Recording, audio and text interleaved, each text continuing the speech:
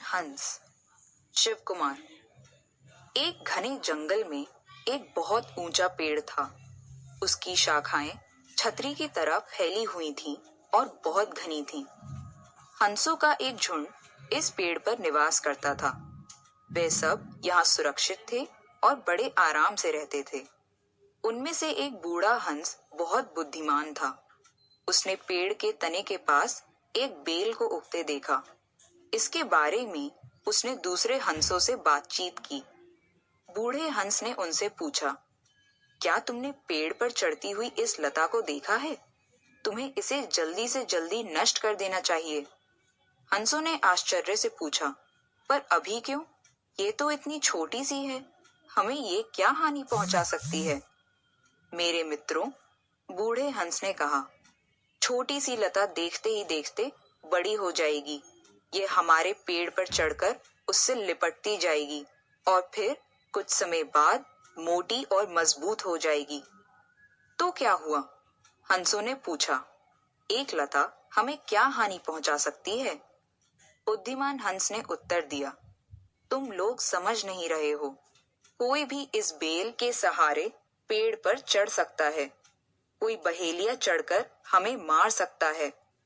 हंसों ने कहा, ऐसी भी जल्दी क्या है? अभी तो ये बेल बहुत छोटी है। इतनी छोटी सी चीज हमें क्या हानि पहुंचा सकती है? फिर कभी देखेंगे। लता छोटी है, तभी इसे नष्ट कर देना चाहिए। बुद्धिमान हंस ने सलाह दी। अभी ये कोमल है, इसलिए आसानी से काटी जा सकती है। बाद में ये सख्त और मोटी हो जाएगी, तब तुम इसे काट नहीं सकोगे और फिर किसी दिन ये हमारे अनिष्ट का कारण बन जाएगी। अच्छा अच्छा, देखेंगे, सब हंसों ने उसे टालते हुए कहा। उस समय उन्होंने लता को नहीं काटा। कुछ दिनों में वे सब बूढ़े हंस की बात को भूल गए। लता बढ़ती गई।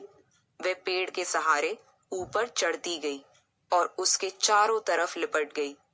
ज्यों-ज्यों समय गुजरता गया, बेल दृढ़ होती गई।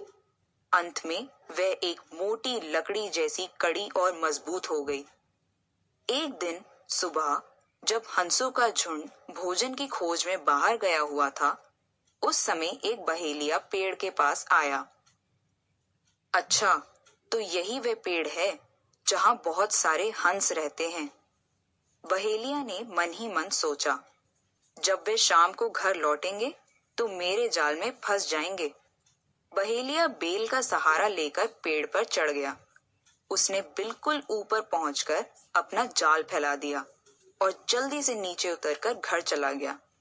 सांझ पड़े सब हंस घर लौटे। उन्होंने शिकारी के जाल को नहीं देखा। ज्यों ही वे अपने घोंसलों में जाने लगे, जाल में फंस गए। उन्होंने जाल से निकलने के लिए बहुत हाथ पैर मारे, मगर असफल रहे। वे सब चिल्लाने लगे, हमें बचाओ, हमें बचाओ, हम शिकारी के जाल में फंस गए हैं। ओह, अब हम क्या करें? बूढ़े हंस ने कहा, अब इतना क्यों घबरा रहे हो? मैंने तुम्हें बहुत पहले ही बेल को काट देने के लिए कहा था, मगर तुम लोगों ने मेरी एक ना सुनी। अब देखो उसका क्या फल हुआ। कल सुबह बहेलिया आएगा, इस बेल के सहारे पेड़ पर चढ़ेगा और हम सबको मौत के घाट उतार देगा। सब हंस रोने लगे। हमने बड़ी मूर्खता की।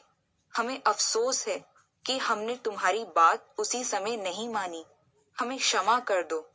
कृपा करके अब यह बताओ कि हम सब अपनी जान कैसे बचाएं? बूढ़ा हंस बोला, अच्छा, तो ध्यान से सुनो कि हमें क्या करना चाहिए। बताओ, कृपा कर जल्दी बताओ कि हम क्या करें। बूढ़े हंस ने कहा, जब सुबह बहेलिया आए तो तुम सब मरे जैसे चुपचाप पड़े रहना। बहेलिया मरे हुए पक्षियों को कोई हानि नहीं पहुंचाएगा।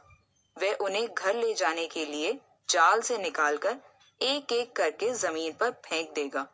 जब वह आखिरी पक्षी को भी निकालकर फेंक दे तो सब जल्दी से उड़ जाना। सुबह बहेलिया आया और पेड़ पर चढ़ गया। उसने जाल में फंसे हंसों को देखा। उसे सभी पक्षी मरे हुए लगे।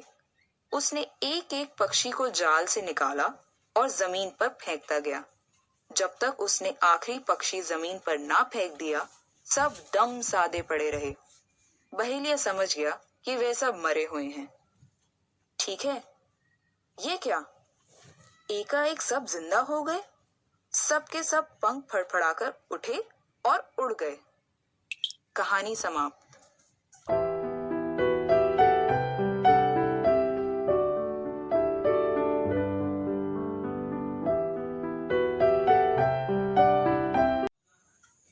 बुद्धिमान हंस।